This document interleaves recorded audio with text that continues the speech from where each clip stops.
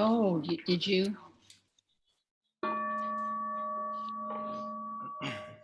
Oh, wait.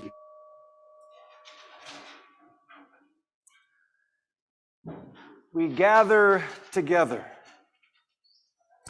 We arrive as individuals, as couples, as families, as neighbors, as friends. We got here by walking or biking or riding or driving or connecting. We bring with us all of our joys and all of our sorrows, our laughter and our tears, our worries and our fears, our questions and our beliefs, our ethics and our values. Some of us arrived early this morning, or joined us 10 minutes ago, or encountered obstacles along the way, or will arrive just in time later in the service for the sermon, or will sign on later this week or even next month. They're not even here yet. We are sitting in chairs, leaning on walkers or canes, stretching in the aisles, settling in wheelchairs, on our couches at home, watching on Zoom, and relaxing in recliners. We, members and friends and visitors alike, come from many, many paths to lift up here together our highest ideals. We have all gathered. Now let us worship together. Wait, not yet.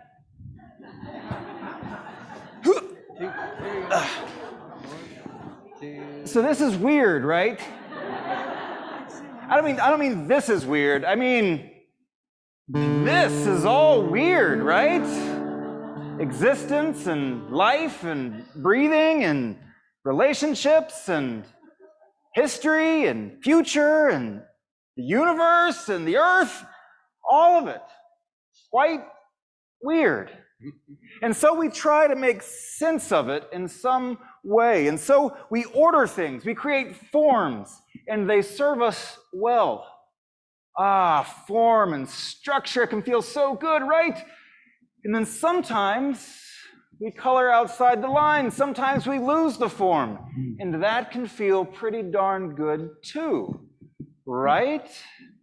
And so this morning, our service is about coloring outside the lines. And to color outside the lines, you also have to respect the lines if you're going to color outside them. And so we welcome you here this morning, no matter what your story is or how you found yourself here, whether this is your very first Sunday or you were one of those fine folks a long time ago who helped establish the foundation of this congregation, which now feeds those of us who have arrived later. We welcome you. No matter your race, your income, your sexuality, your gender orientation, we welcome you. No matter your ability, the color of your skin, we welcome you. You. We welcome you here in all your fullness and all your brokenness. All of that. Trust me when I say this space, these people, we can hold it all. So bring it all. Welcome. Welcome, good people.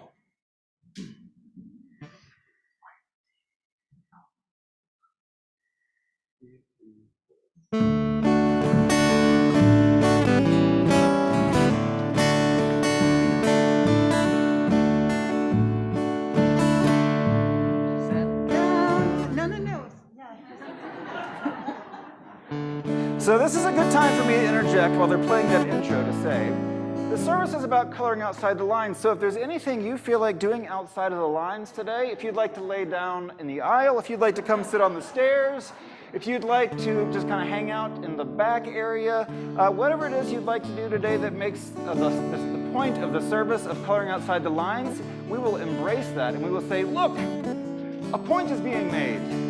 Color outside the lines today. Yeah.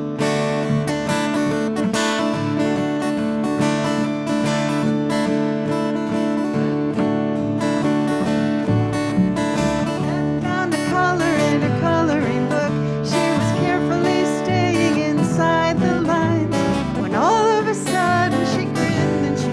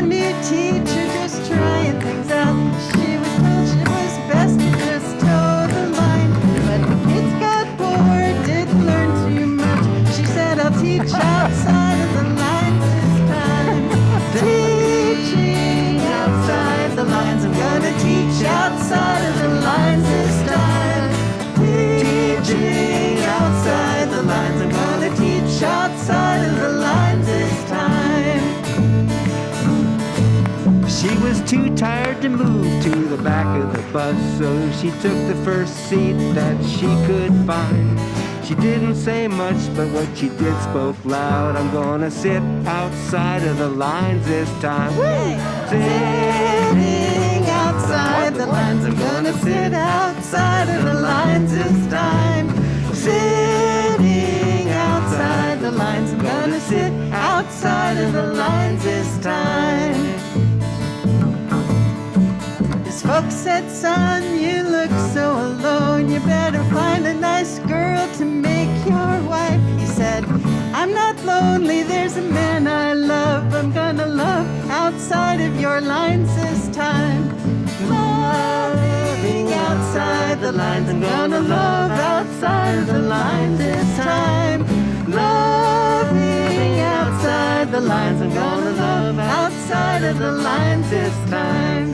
Love outside of the lines this time.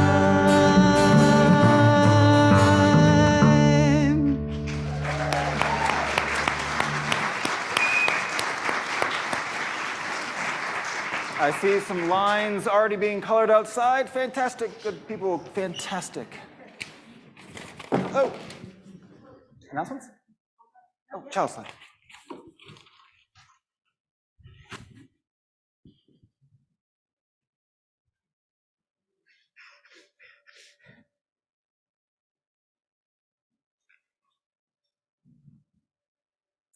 Good morning.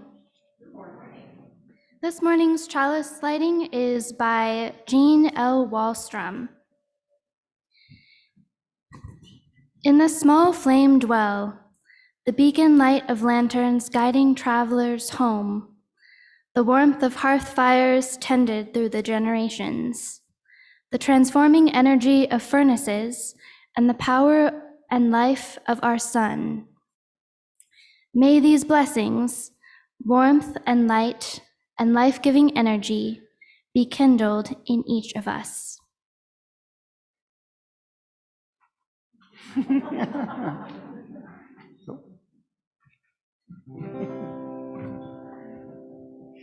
Spirit of life, come unto me.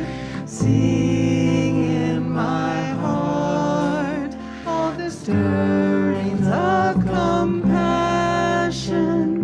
Flow in the wind, rise in the sea, move in the hands, giving life the shape of justice.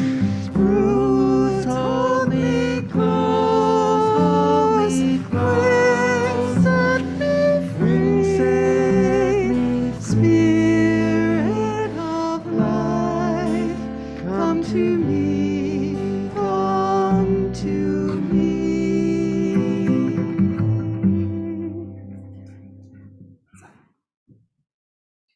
Oh, yeah, wait, no. You have to say we're ready. Okay.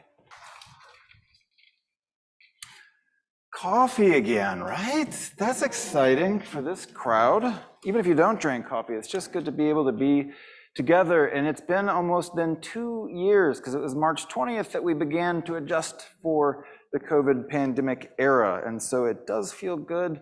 And your patience is always appreciated as we slowly build things back. Some other things that are in the works right now. I bring you greetings and tidings from the COVID task force. And also on March 6th, it will be the first time that we're inviting our entire congregation back. We'll have space if you are, so folks who are under 5 cannot yet be vaccinated, but that's the day that we're saying that children under 5 who are unvaccinated can join us. So it'll be the first time we've actually said, thrown our doors wide open and said, for those who are vaccinated to be safe or show proof of negative COVID test or under 5, we welcome everyone back in that way. So that is incredibly exciting. Yeah, absolutely, right? And so we're gonna have these doors open in the back, and we'll just have more space as well. And we don't know, we've been getting lots of questions, when are we going back to 2 services or 1? We obviously like 1 for the energy. At some point, we're just gonna keep our eye on those numbers just to see how that unfolds. The other big thing that's happening on March 6th, it feels kind of like a second in-gathering in reality. The second thing, fourth thing that's happening on that Sunday is that we will be able to begin singing together with masks on. And that has also been a big missing piece of our congregational life together. So these decisions aren't made willy-nilly or just by our hopes, but they're made through what the data is telling us and what we're learning from over time and how things are spreading and or not spreading. And so we feel very safe in that decision and saying that we'll be singing with masks on March 6th. So things will continue to unfold slowly, but this does feel like kind of a watershed moment on March 6th that we'll be able to have coffee, we'll be able to sing, and we'll be able to have our youngest ones running around as well. So we know better in these times to think that this is how it will be from here on out. Who knows what will happen this summer or in the future? But how wonderful and nice will it be, just for now, to appreciate that movement forward. I'll invite Amy up for our Time for All Ages.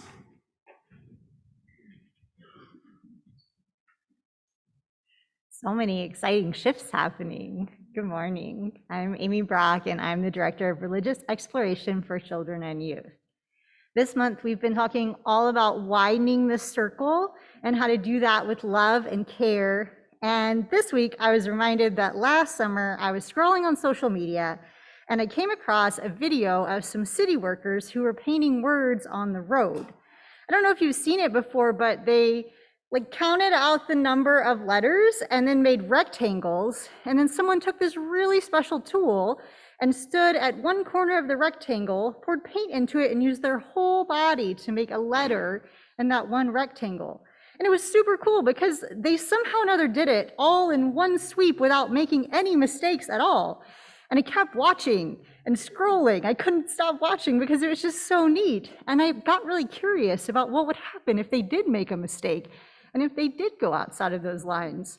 And I never did find out, but I did end up on civil engineering TikTok and learned some other cool things. So that happened. But I still don't know what happens when they're making these letters on the road, writing things like stop and go and Black Lives Matter without any lines having mistakes in them. I don't know how they do that. Maybe you know. But that reminded me of a story by Megan Matheson about 3 wise women who found that using their words to express boundaries were really helpful to make changes in the world. And it goes kind of like this. Once upon a time, there were 3 wise women. Their names were Patrice, Opal, and Alicia. They were said to be wise because they started to notice something. They started to notice that unfair and scary things were happening around them to Black people like them. And this was not okay because they mattered and their friends mattered and all Black people matter.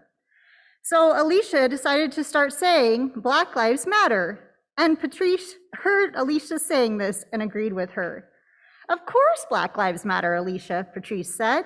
All lives matter and all animals matter. But Alicia said, it feels like a lot of people don't agree that Black lives matter as much as other lives do. And Patrice thought about this, and she noticed that Alicia was right. And that made her feel kind of sad and angry, and she wanted to do something about that. And she was so glad that Alicia started saying Black Lives Matter that she wanted to say it too, and say it louder. And then Opal heard her friends saying Black Lives Matter, and she thought, they are so right. More people need to hear this. And so Opal decided to tell lots of people about this. She told everyone that she knew, and she asked them to tell people that they knew. And soon hundreds of people were saying it. Black lives do matter. And today, lots of people say Black Lives Matter because Patrice, Alicia, and Opal decided to say something. And sometimes boundary markers look like those planned rectangles for people to write words with. And sometimes they're a thing inside of us that tells us that something that we're seeing or experiencing isn't okay. But exploring lines and boundaries is one of the most loving things that we can do to help widen our circle of care. And so ends our time together today. Let's all say the Children's Covenant.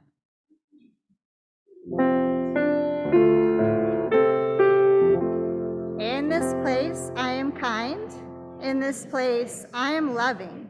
In this place, I am a friend to all people and animals. In this place, I am loved. So we did something last week for the first time, and again, almost 2 years. We're going to do it again this time. We're adding the words to the song. Remember reminding you not to sing along just for a little bit longer. You can mumble, I guess, if you want, if you remember the words. We're going to invite our children and young folks to head out for the religious exploration program. And we're going to, if you would like, to stand and face the center, and we'll make a pseudo arch, still trying to keep distance and not touching, but kids, you can go through the arch, you can go out the side, you can do whatever makes sense to you.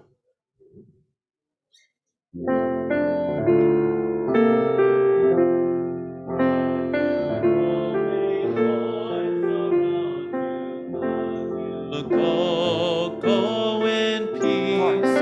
Know our love is with you always as you go, as you go. That's awesome.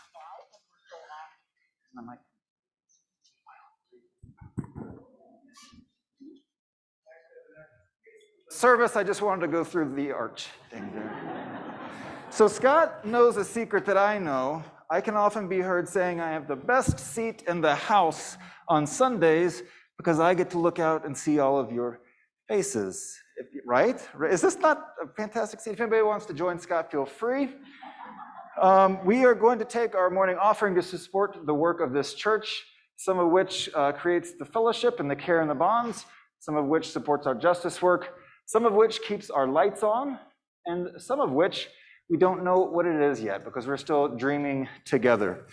For our music, Paula, in the spirit of coloring outside the lines, is going to do an improv piece. So you are hearing this song the first time it's ever played, and the last time this song's ever going to be played just like this. The ushers could come forward, and if people could mingle around and do whatever you'd like to do.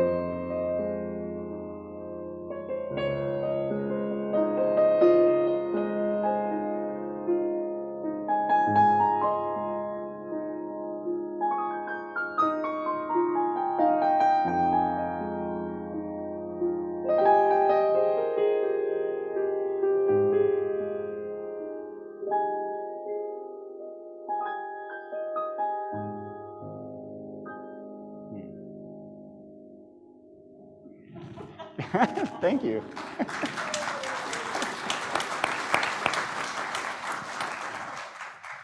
Kind of feels like being wrapped up in a warm blanket on a snowy day, doesn't it?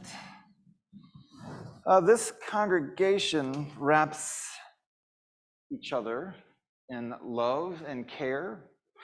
We know that through our joys and sorrows that we read each week. We have these forms on our kiosk and on a music stand out front.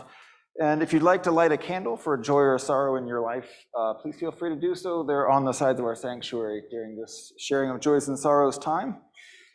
And I will read the joys and sorrows that we have today. Wendy Howard and Bob Barber share the joy to have our daughter Emily and two of our grandchildren, Gigi.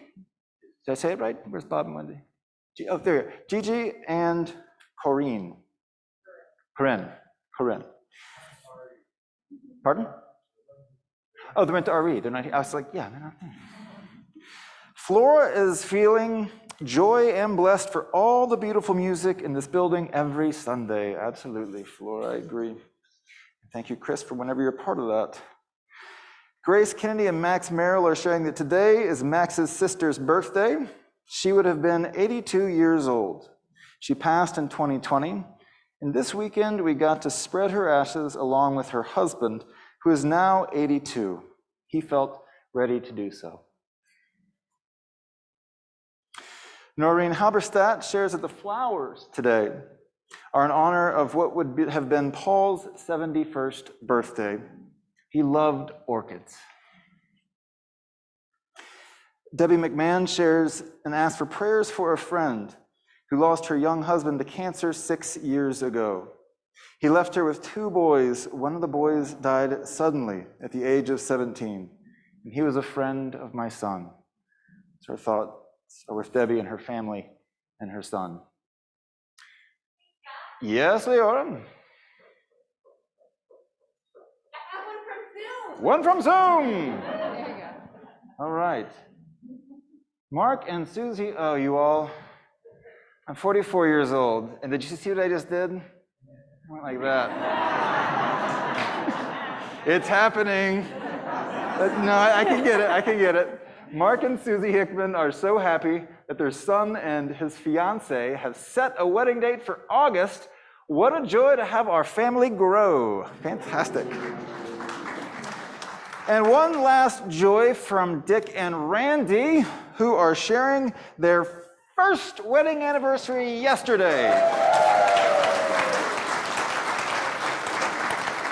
Do you all remember what was going on a year ago? We were in the heights of COVID, and if you could imagine the joy that was experienced in this sanctuary when Dick and Randy and a couple of the ragtag staff got together and celebrated their wedding vows. It was beautiful. It was this just bursting sunlight in the middle of what was just a very, very dark time. So that sunlight's still shining, you all. So good to see you there this morning.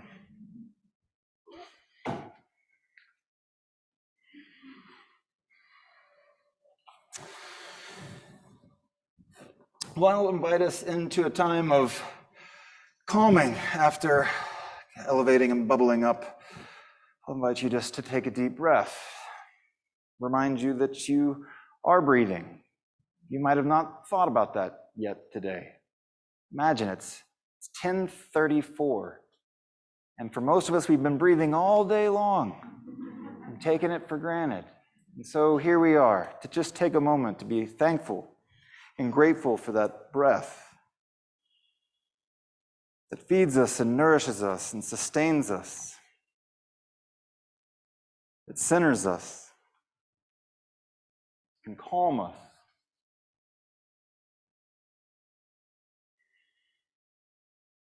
The Reverend Rebecca Ann Parker once said that when all the occasions that comprise your body spark as conscious awareness to a moment within the fullness of the whole universe, when everything is held together in such utter completeness, well, she would say that's the moment that deserves the name of God. I'll invite us into a time of spoken prayer followed by a silent meditation.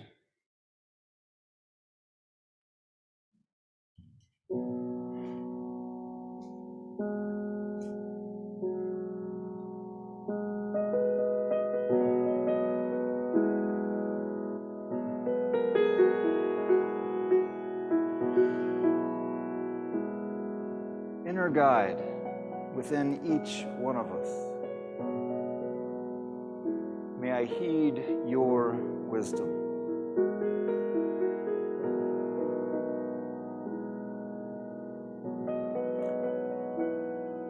May I love myself enough to displease others.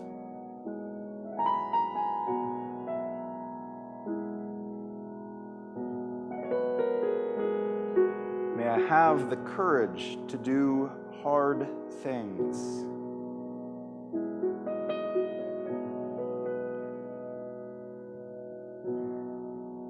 May I release perfection in favor of improvement.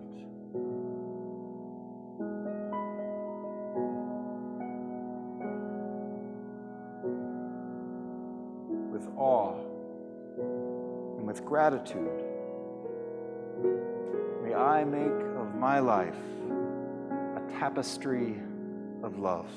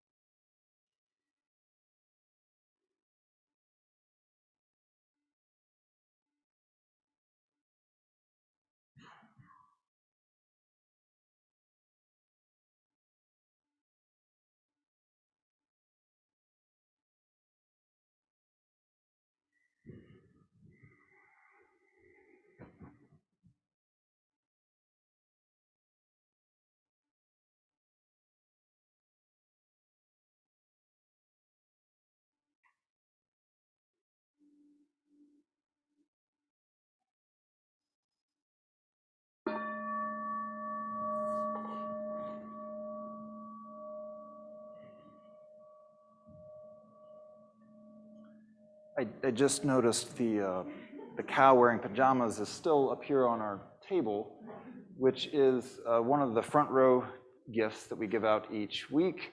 And I was asked to remind the front row people that those are not edible peeps, those are bath bomb peeps. So do not eat the bath bomb peeps.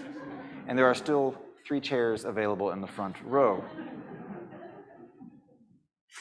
We're going to enjoy a song now. It's every single year there's this Side with Love campaign, and they created a service, and this is an ever so soulful version of the song that we know and love and sing oftentimes here, There Is More Love. And so he is going to invite you ever so convincingly 3 times to sing along with him. Please don't yet. Please don't.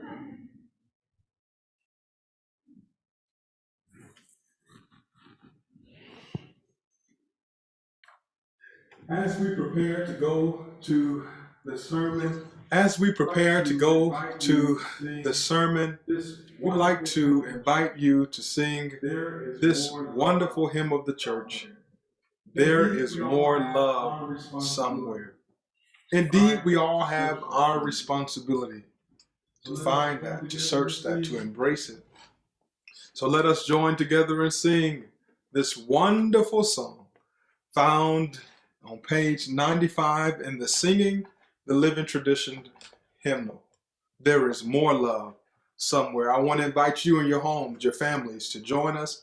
Our families here, we're going to sing together. Join us today as we sing, There Is More Love Somewhere.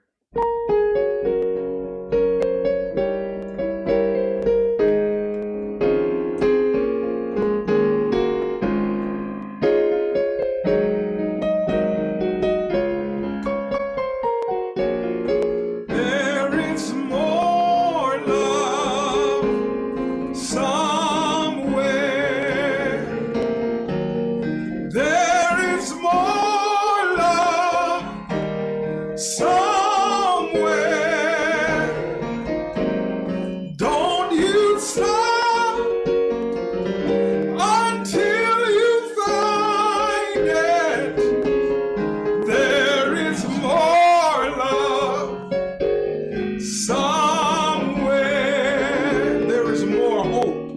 There is more hope. Somewhere there is more hope. Somewhere. Oh, don't you stop until you find it. There is more hope. Somewhere there is more peace. There is more peace. Somewhere, oh, there is more peace. Somewhere, oh yes, and don't you stop, my, until you find it. There is more peace. Somewhere there is more joy. There is more joy. Somewhere there is more joy. Somewhere. Oh, don't you stop until you find it. There is more joy. There's more love. There is more. There's more hope. There is more hope. There's more peace. There is more. There is more love. There is more love. Somewhere.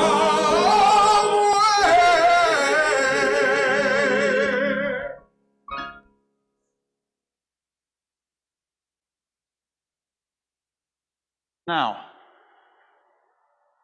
right? I talk, right? I give a sermon, right? And how do we know that? It's because we follow a general liturgy here on Sundays. It's not always the same, but it has a general arc and a feel. A few weeks ago at our worship team meeting, we were talking about how that form is comfortable and it feels good and we return to it. But yet we wouldn't want to just do the same form every single time in the exact same way because that would start to feel stifling. So we like some freedom within that form. So there's no sermon today. That's my short way of saying that. So I'll invite you to get that piece of paper out and that crayon that you have. And you have on there a circle. A circle, one of the purest elemental forms that there are, that there is, or that there are. You say it however you want. It's coloring outside the lines today. So I'm going to invite you to color in that circle very nicely, and I'm going to ask you to not go outside those lines. I remember this one time. Tom, you want to help me color this in? I remember this one time I was sitting, very young, I was in my grandmother's house, Mama Jane, and my cousin was coloring in a coloring book next to me, and my cousin David was a very structured, very rigid kind of dude, and I remember looking over at his coloring, and it was he was doing like this light coloring, and he was going all in the same direction, and his coloring page looked amazing. I was probably around like 5 or 6. He was probably around like 9. But it was amazing because I looked over at mine, and it was like pressed hard outside the lines, kind of scrambling. And I remember thinking, oh, I'd like to learn how to do that. And I asked him how he colored so well. And he taught me. He said, well, don't press so hard, man. And so I tried that. And he said, try and go on the same direction. And I did that. You see, Tom here is coloring in his own way, which is just fine. And so I learned how to color that day in David's way. And it was helpful because I wanted to color inside the lines at the moment in time. And I wanted it to look better, at least what I thought looked better at that time. And so it is with form that it can be so very helpful. If we think about form and structure, if we think about form and structure in this church, we have things like our covenantal relationship with one another, how it is we want to be together, kind of the boundaries on what our community is and how we want to be, what's not okay when we gather, making people feel unsafe, doing things that harm ourselves or others. These are things that are not okay, and then we put a boundary around. Sometimes it's said around about Unitarian Universalists, they can believe, get the little spot. They can believe whatever they want, but we know that's not true. Unitarian Universalists can't believe whatever we want. There is freedom to believe as we are called, and we are accountable to that and to each other. And we need these boundaries because they help us, right? Like inside of our circle, our values like love and peace and justice and gratitude and caring and kindness. And from those centers, we draw the boundaries around ourselves. And we hold each other accountable to those as well in our covenantal relationships, right? When someone does something that we feel is not exactly in keeping with our what we want and hope for our relationships, and we might say, hey, I noticed this. Sometimes when we start our small group meetings here, we begin with a covenant. And after we create kind of the guidelines or the rules of what we want to agree by, I often say, that's fantastic. Who thinks they can follow those? And everyone will raise their hand. And then you might say, okay, now who thinks they're willing to invite someone else who's not following them to remind them of the rules and the covenants and the boundaries that we've set? Basically to call someone out and say, yikes, that doesn't feel good. And that's sometimes a harder conversation to have, right? I can follow rules, but to point out that somebody else isn't following rules can be difficult. So these boundaries that we create give us some form. Paula, what would music be without form, right? You played a beautiful improvised piece, but inside of that, like the musical structure, you knew what you were doing in that form, and it sounded beautiful because you were playing those notes in a certain, what key were you in, do you know? F minor, A flat. She was playing in that key, and in that key there are structure and there are rules. So let's just think for a second about forms that we appreciate, structures that we believe are good, that help us, that guide us, that give us the kind of shape that we want. And I'll invite you just to say them out. Traffic rules, right? Even though we ignore them sometime, it would be bad if we did not have traffic rules, right? And I'll just remind everyone to blinker when you're leaving the roundabout, right? Stay inside the line. Set time frames, right? We try and go by that, but we do kind of have an ordered, like we say, you mean like for a meeting or something? Yeah, right, well, we meet at 10, but today we started at 10:03. We did, because we had a lot of new folks up front, and we just got started a little bit later, so we, there's the rule. We fudged it a little bit. We might have colored outside the lines a little bit. What are some other good structures? Mask mandates, right? Right, those have kept us safe. They've kept us healthy. No hitting. No hitting. That's an interesting one. My children hung out with these kids, and in their family structure, they did not have the rule of no hitting. In fact, their structure was that they didn't use the word no. And so that made it very difficult for us to hang out with them because there were no boundaries. There were no parameters, and these children didn't know what to do with that, right? Some boundaries are good. They help us, they guide us, especially when you're a 5-year-old and you might not understand how to control your emotions, and that hitting is not good. Yes. So no one hit Bob.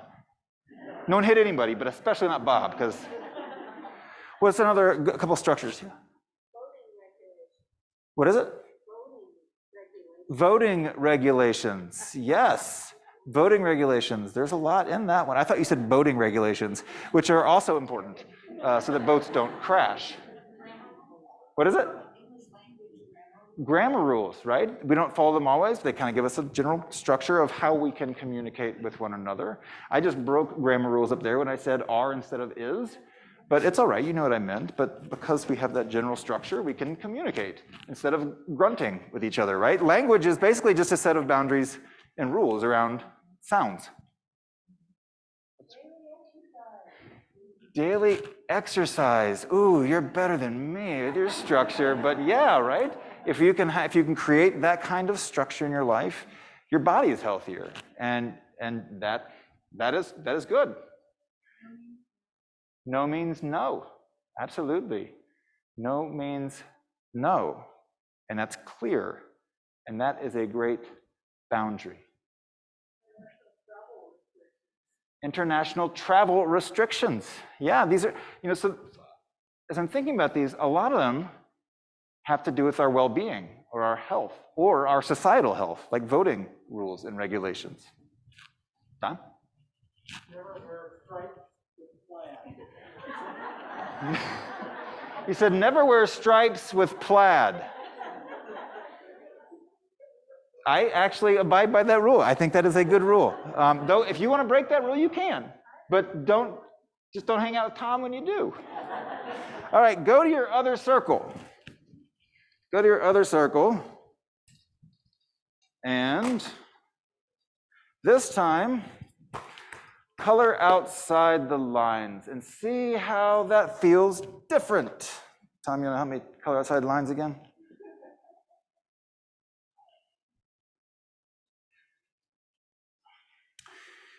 In 1841,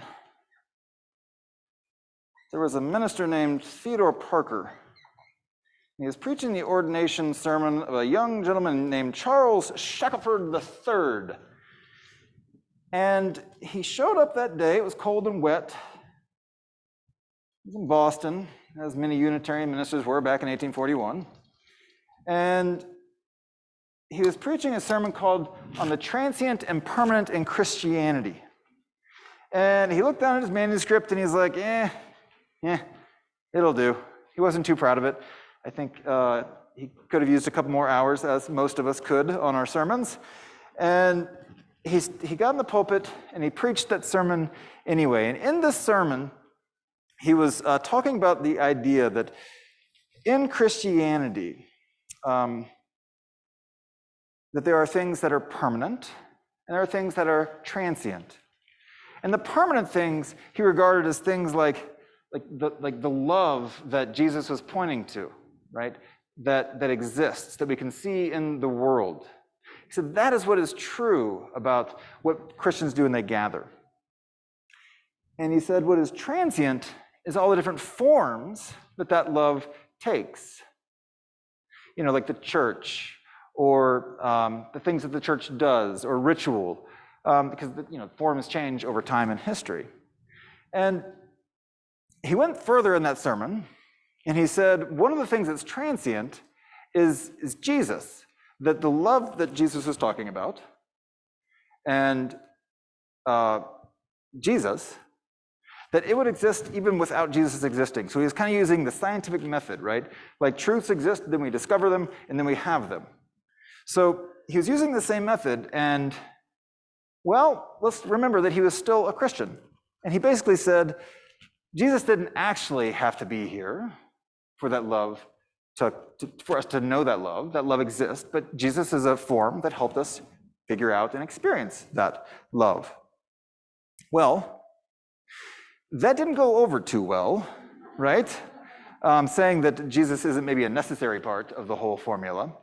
And he was ostracized from his church, ostracized from sharing any other pulpits, and generally just kind of had a hard time after that sermon because, you see, we had something and still have something called the free pulpit, where Theodore Parker was charged and given the opportunity to preach the truth as he understood it. And on that day, at that ordination, that is the truth as he understood it. And he stood by it. Well, what are we going to do with this? All the other ministers said. And so they all got together and they said, can Theodore Parker say that from one of our Unitarian pulpits? Because people are going to think that it's true if he says it. And so they had to decide whether it was more important for him to be able to say it or that they didn't want him to say it. Well, they debated for a long, long time, and there was much dissent, But they decided in our free faith that evolves and progresses over time, that it was more important that he have the freedom to say what he believed, rather than them saying, you can't say that about the nature of Jesus. So Theodore Parker said, thank you guys, because they were all guys back then. Thank you, white guys, because they were all white guys back then. He said, thank you, white guys. And so he went on and actually became, he ended up having a church with like 7,000 people in it. And this is the thing that started us on the trajectory that we're on, right? So if the minister the role is not to comment and give the truth of the nature of Jesus, what then can the minister with grand authority say on the nature and existence and truth of God? Well, slowly over time, we kept going in that direction as Unitarian Universalists, and that's how we arrived where we are now, in this free liberal faith of a diversity of theological beliefs ranging from ardent atheist to God-embracing theist, and we all gather in one place. And it's because we believe the function of the church is not to dictate and disseminate the truth, but rather to gather together as we are all journeying and understanding our truths together. So Theodore Parker, coloring outside the lines on that Sunday of the ordination, had wild implications for how our religious faith evolved.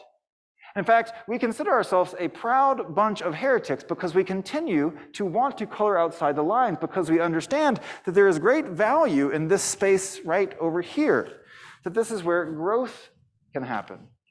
And so I'd like for you to flip over your paper, and on it, would you just please write a piece of wisdom or a truth that you understand as true, something that you believe, something that in your life you've come to know as true.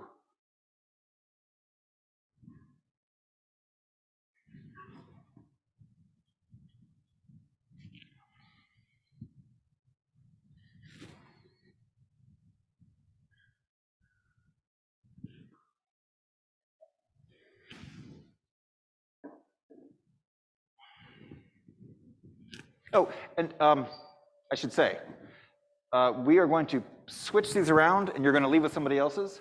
So don't sign it, but know that you'll be passing it in and leaving with somebody else's. So if that influences what you're writing on your paper, please take that into regard.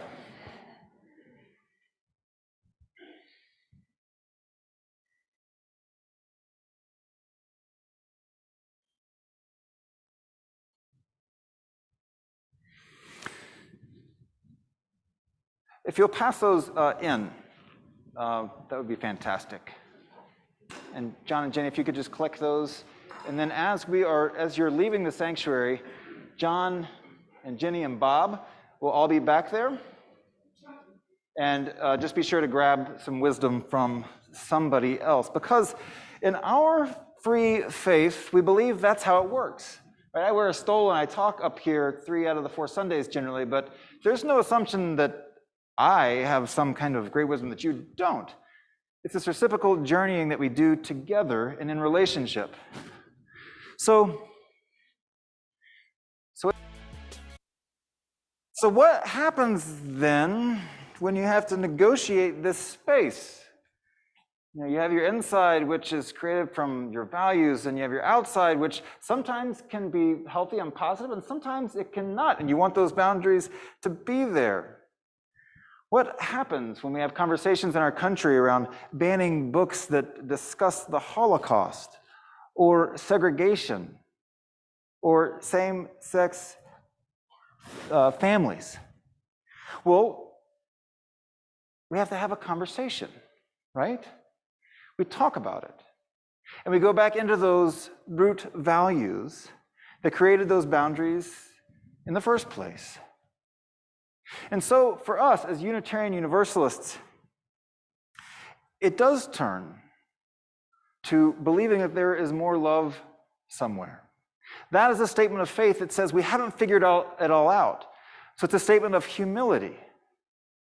But at the center of our circle, values of love and justice, but also values of freedom a freedom for all people. John Stuart Mill said that everyone should be as free as they can be until that freedom starts to impinge upon the freedom of others.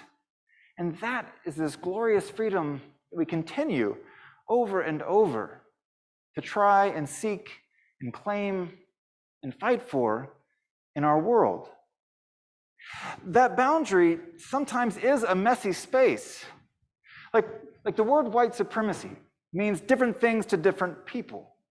Some generations really struggle with this word. White supremacy does not mean today what it did then, but how could they separate from that? And for others, white supremacy is an educational term that means how white culture is dominant and normative. And so there is no yes or no, right or wrong. It becomes a conversation around what it is we hold at our center and how we might be formed and challenged by what is on the outside. And indeed, when we do that, with that great humility to say that we haven't got it figured out, that we are a progressive religion, that we don't know what Unitarian Universalism will look like in 10 years, in 20 years, but if we stay true to our core of love and justice, how would you do with justice? Like scales, right? That's right. How do you draw a scale? Oh, the triangle thing, right? Yeah. Justice and peace. It's a love, justice, peace, and windmills. That is how we do this work on the edges. We don't pretend to have it all figured out. Thank goodness, right? Is that not a load off your mind that your religion does not require you to have it all figured out? But as a people of faith, what we do hope for is to constantly be leaning forward into that idea that there is more love and that it's possible and we haven't figured it out. And those are negotiated conversations that we can wonder about and chew on. And in doing so, over time we do find that our circle gets wider and wider as it is influenced by outside ideas that we never would have thought of because of our own bias and our own blind spots. We need each other. We need one another. And so I'll close with these words from Mark Morrison Reed that I had not planned on doing, so it's going to take me a second to find it.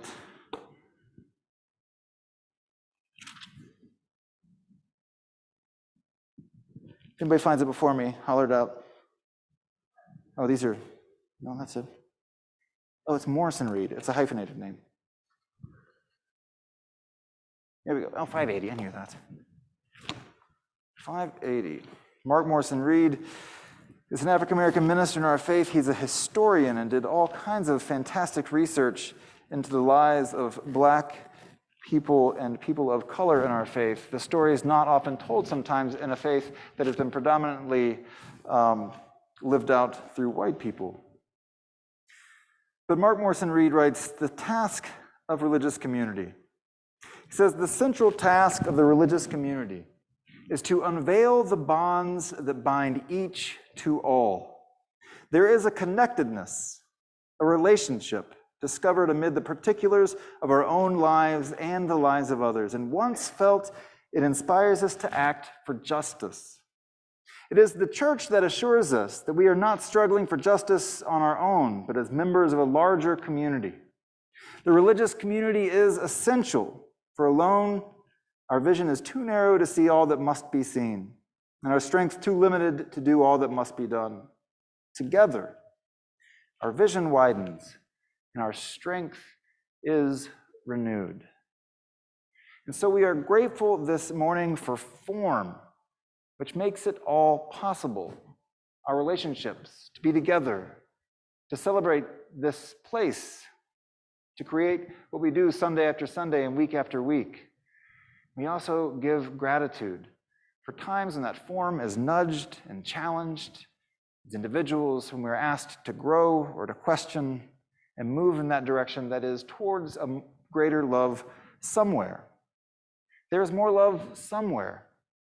And we are going to keep on until we find it. And when we find it, we're going to sing that song again and say, there is more love still somewhere. over and over and over again. There is no end to this, but there is growth. There is community along the way. May it be so.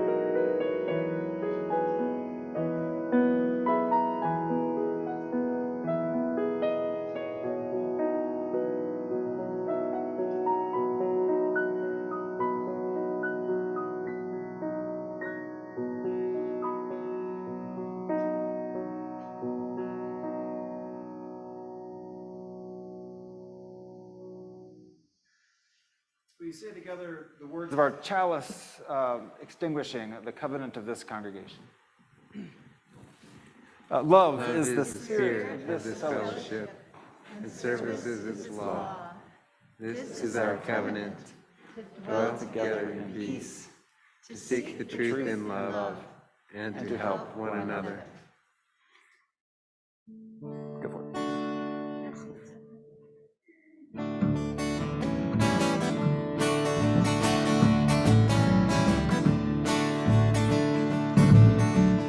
Sat down to color in her coloring book.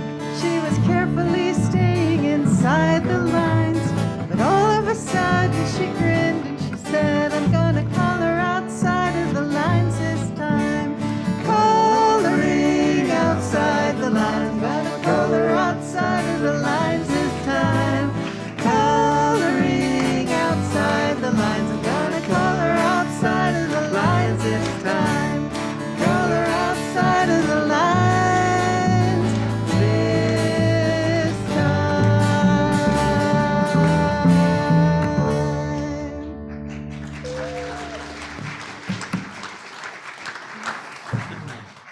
Hooray for form, hooray for breaking form. Back and forth we do these two things. May you find some comfort in the form of your life today, the ways you have set that up that make you healthy and happy and more whole. And may you find some places in your life, in the form of your life, that maybe have been imposed upon you, and push against them and create some more space for more love inside of your own life and color outside of the lines. Go in peace. Sit in three. Come